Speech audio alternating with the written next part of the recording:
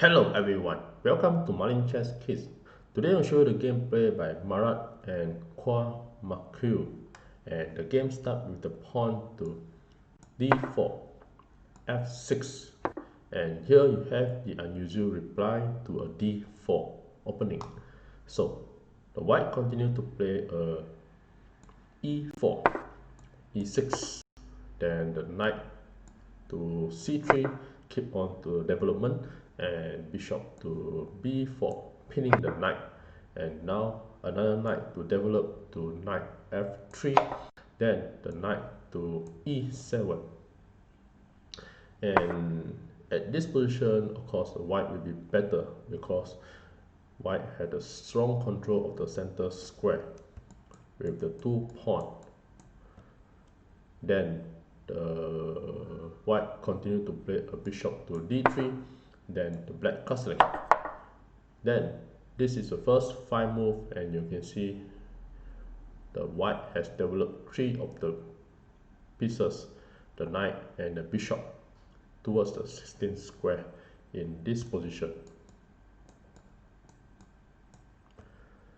And the game continued with the white made a short castling, then b6, and now knight to e2, then knight to g6, and c3 attacking the bishop, then bishop back to e7, and now the knight to g3.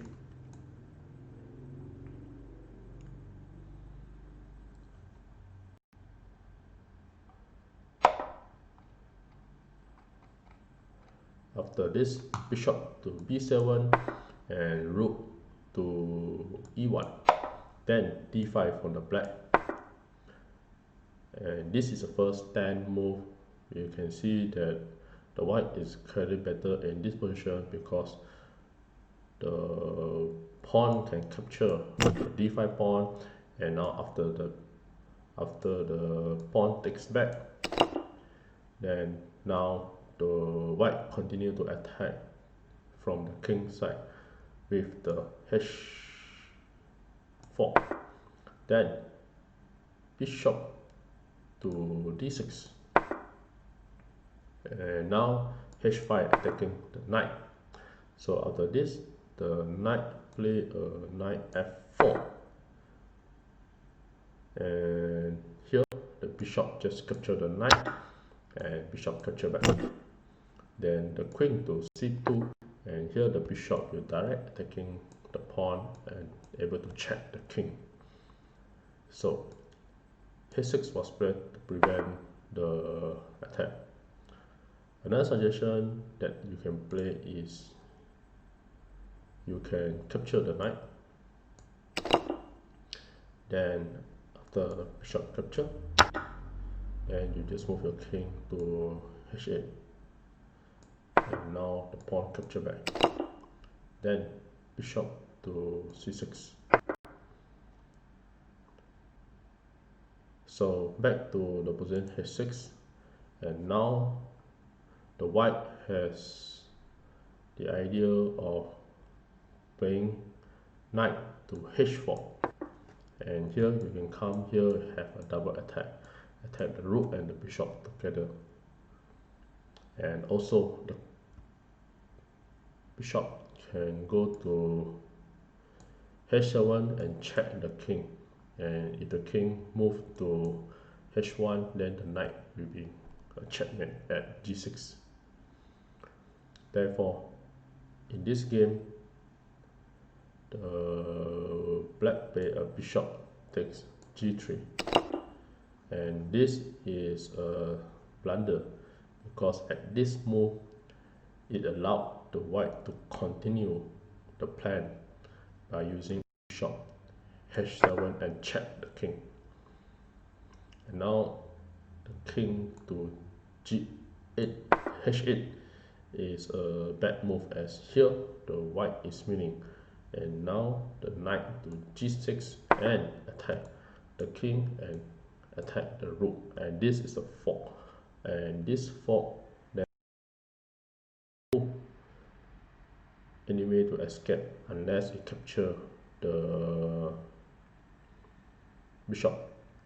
So in this game, the king capture the bishop, king takes h7, and now you have knight capture the rook, and you have the open check and a double attack, the queen check and the knight check, and again the king need to move to correct move, and if you move to a wrong square, king h8, then you have a checkmate with the queen to h7 and checkmate. So in the actual game, if you push the pawn to block,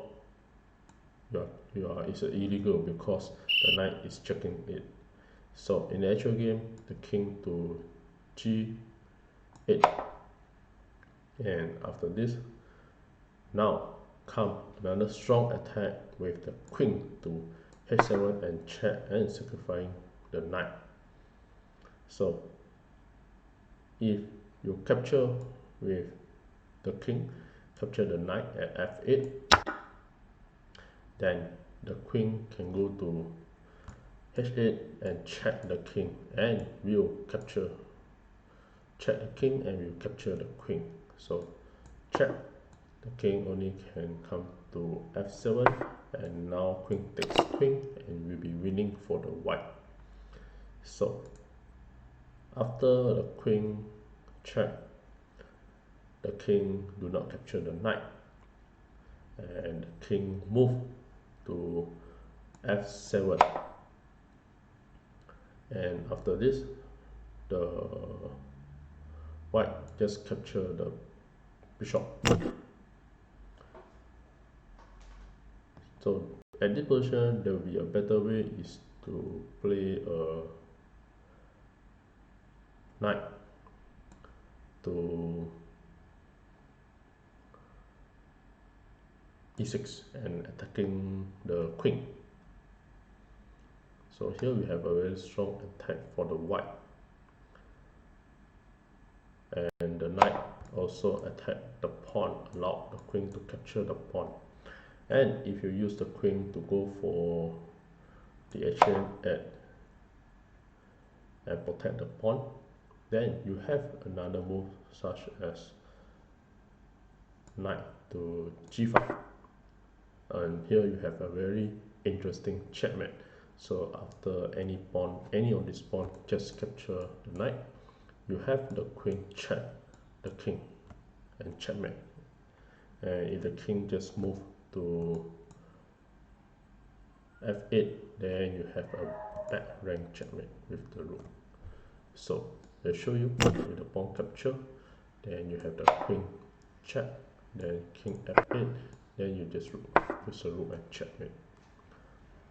So after f takes g3, then the black continue to play a bishop c8, and now the knight to e6, then the bishop just capture, and queen check, and king to h to king to f8, then the rook just capture the bishop, and the queen to d7, and now the white bring another rook a to e1, and want to mate with rook e8 and checkmate the king. So after this, the black play a knight to c6, and then a b4 trying to attack the knight, and b5 was played, then queen to h7, and with the idea of capture the rook, and if the pawn capture, then the queen will capture the queen, or even that the queen can go to h8 and check the king and also capture the rook. So white has many activity to play after this, and therefore after this, the king moved to f7, and at this position, the white is winning and able to checkmate into. I'll give a couple of seconds to figure out how the white move and win the game. Well, congratulations for those who found the answer, and for those who like to enjoy the show, here are the brilliant moves that the white play. In the actual game, after the rook takes the pawn and the white resign, and this is because the king only can capture the rook. The pawn cannot be captured because it's being pinned. So if the king capture the rook, then you have queen to g6 and checkmate. And with this, thank you.